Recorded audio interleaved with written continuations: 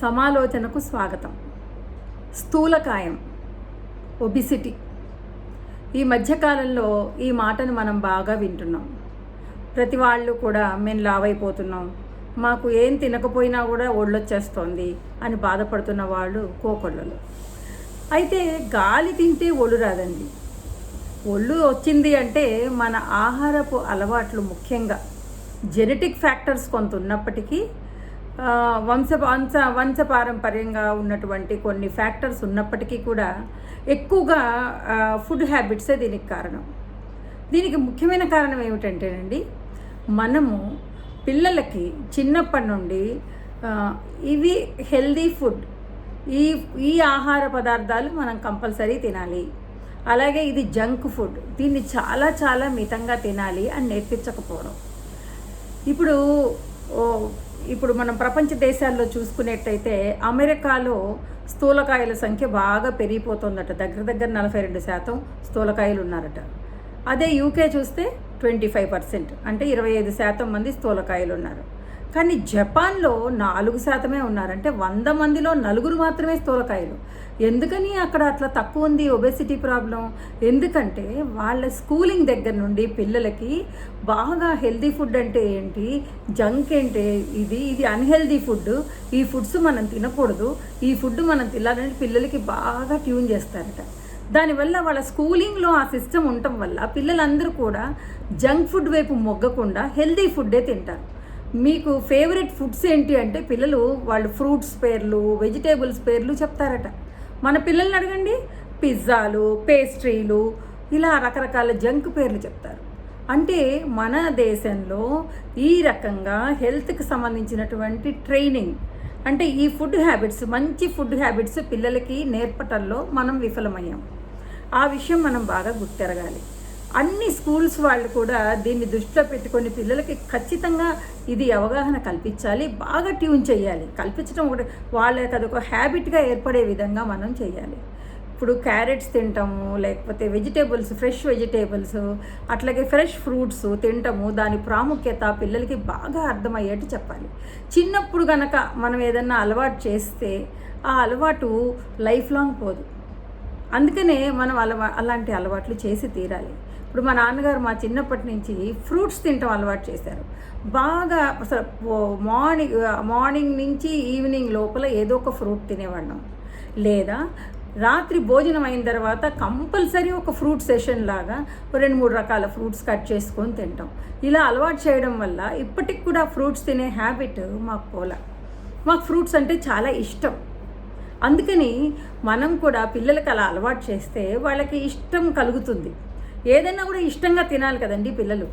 ఇప్పుడు ఒబెసిటీకి వద్దాం. ఈ ఒబెసిటీ ఏంటంటే పిల్లలకి ఏది నచ్చితే అది ఎక్కువ తినేస్తారు. పెద్దవాళ్ళు కూడా ఫర్ దట్ మ్యాటర్, అది హ్యూమన్ నేచర్. అది మనం కంట్రోల్ ఉండాలి. మన నాలుక మీద కంట్రోల్ ఉండాలి. ఒక్క మాటలే కాదు, ఫుడ్ కూడా మితంగా తినాలి.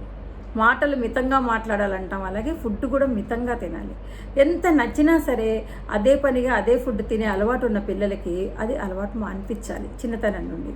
అందుకని చిన్నప్పటి నుండి ఒక మంచి ఫుడ్ హ్యాబిట్స్ వాళ్ళకి అలవాటు చేసామనుకోండి, వాళ్ళు ఒబీస్ అవ్వరు. అదొక్కటే కాదు, వాళ్ళకి వ్యాయామం ఉన్నటువంటి ఆటలు ఆడించాలి.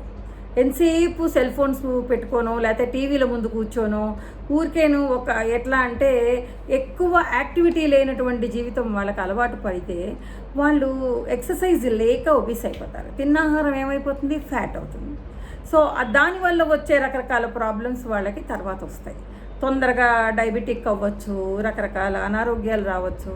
అందుకని మనము ఒక డయాబెటీస్కి వ్యతిరేకంగానే కాదు, క్యాన్సర్కి వ్యతిరేకంగానే కాదు, స్థూలకాయానికి వ్యతిరేకంగా కూడా పోరాటం జరపాలి. ఇందుకు మనసు ఇప్పుడు ఆల్రెడీ పెద్ద అయిపోయిన వాళ్ళం, కొన్ని ఫుడ్ హ్యాబిట్స్కి అలవాటు పడిన వాళ్ళం, ఒక లైఫ్ స్టైల్కి అలవాటు పడిన వాళ్ళం కూడా మన లైఫ్ స్టైల్ మార్చుకునే ప్రయత్నం చేయాలి. ఎందుకంటే ఆరోగ్యమే మహాభాగ్యం. ఆరోగ్యాన్ని మించి ఏమీ లేదు. మనం ఎంతసేపు ఎంత డబ్బు సంపాదించామనే పరుగులు పెడుతున్నాం, కానీ డబ్బు వెంట పరిగెడుతున్నాం, కానీ ఆరోగ్యం గురించి పట్టించుకోవట్లేదు. ఎప్పుడైతే ఆరోగ్యం గురించి పట్టించుకోలేదో మీరు 50 దాటిన తర్వాత రకరకాల అనారోగ్యాలు వచ్చి జీవితకాలం మీరు దాచుకున్న డబ్బు మొత్తం హాస్పిటల్ ఖర్చుకే అయిపోతుంది. అప్పుడు ఉపయోగం ఏమైందండి జీవితకాలం మీరు కష్టపడి?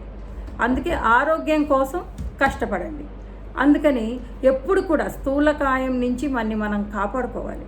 స్థూలకాయం వల్ల వచ్చే అనేక అనారోగ్యాలు మనకు తెలుసు కాబట్టి ఆరోగ్యాన్ని కాపాడుకోవడానికి ఆహారం మీద నియంత్రణ ఉండాలి. కాబట్టి లైఫ్ స్టైల్లో చాలా మార్పులు చేసుకోవాలి.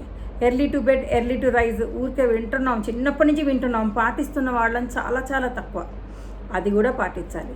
త్వరగా నిద్రపోవడం, 7-8 గంటకల్లా రాత్రి భోజనం ముగించుకొని మళ్ళీ తెల్లవారే దాకా, అంటే తొందరగా నిద్రపోయి 10 నిద్రపోతే మీకు పెందరాడే లేవగలుగుతారు. అదొక సైకిల్ లాగా అనమాట. అలాగే some kind of physical exercise, walk చేయడం. నేను వాకింగ్ అంటే నాకు చాలా ఇష్టత ఉండేది, వ్యతిరేకత ఉండేది. అసలు వాకింగ్ అంటేనే వెళ్ళేదాన్ని కాదు. అలాంటిది ఈ మధ్యకాలంలో నేను దాని మీద మక్కువ పెంచుకుంటున్నాను కాన్షియస్గా. ఎందుకంటే నా ఆరోగ్యం కోసం. కనీసం రోజు 1 గంట నడిస్తే కానీ నా ఆరోగ్యం నా చేతిలో ఉండదని నాకు అర్థమైన తర్వాత ఈ వయసులో అయినా సరే నేను కాన్షియస్గా నా ఇష్టాన్ని వాకింగ్ వైపు మరల్చుకుంటున్నాను. అలాగే ప్రతి వాళ్ళు కూడా వాకింగ్ చేయడం, మితంగా తినడం, జంక్ ఫుడ్ అవాయిడ్ చేయడం, హెల్దీ ఫుడ్స్ తినడం, ఖచ్చితంగా వాళ్ళ ఫుడ్లో ఫ్రెష్ వెజిటేబుల్స్, ఫ్రెష్ ఫ్రూట్స్ ఉండేట్టు చూసుకోవడం, వీటన్నిటినీ మించి మనసు ప్రశాంతంగా ఉంచుకోవడం. పక్కవాడు బాగుపడితే ఈర్ష్యపడే తత్వాల నుండి బయటపడి సర్వేజన సుఖినో భవంతు అనేది ఒకటి బాగా మనసులోకి పెట్టుకొని పక్కవాడి అభివృద్ధి కూడా నా అభివృద్ధి అని భావించగలిగేటువంటి మైండ్ సెట్ని అలవర్చుకుంటే you will be the happiest person in the world. నిజం. అందుకే ఆ రకమైన ఆనందకరమైనటువంటి మనసు మనకుంటే చాలా హ్యాపీ లైఫ్ లీడ్ చేయొచ్చు. అలాగే చాలా హెల్దీ లైఫ్ కూడా లీడ్ చేయొచ్చు. By for now.